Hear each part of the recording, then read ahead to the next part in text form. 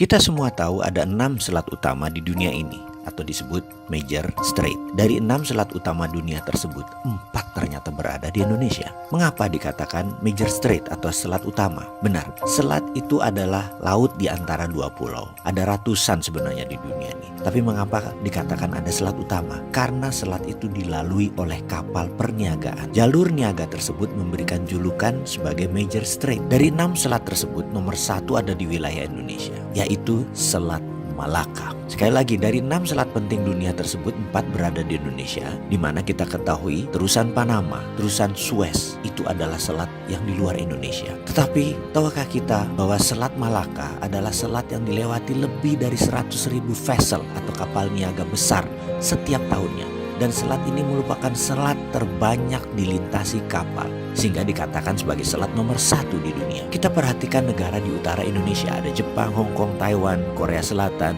Cina, di mana semuanya adalah negara produsen besar di dunia.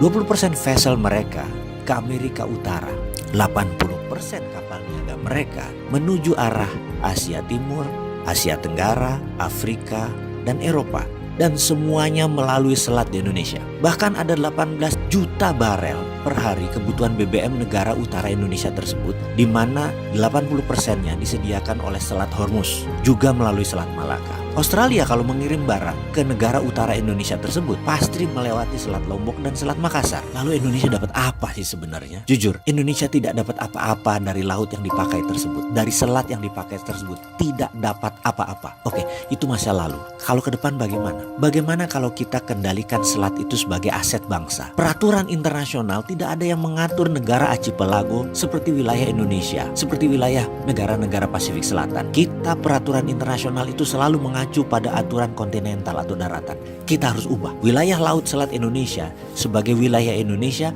dan Indonesia memutuskan misalnya menutup laut tersebut. Apa yang terjadi? Dunia bisa geger. Australia lewat Papua Nugini kalau mau kirim barang ke utara. 4 negara utara Indonesia, Cina, Jepang, Korea, Taiwan, muter lewat Papua Nugini. Tidak usah pakai Selat Malaka. Gak bisa masuk lewat Natuna. Atau kalau mau ya melipir lewat sisi Thailand dan melipir lewat sisi Malaysia di Selat Malakanya. Pokoknya kalau mau melewati wilayah Indonesia, bayar asuransi senilai 1% dari nilai barang. Kita tahu barang yang lewat tersebut ada lebih dari 2 triliun dolar atau 2000 billion. Jadi kalau itu kita asuransikan atau kita pajakin versi kita dengan nama asuransi, kita mendapatkan lebih dari 250 triliun per tahun.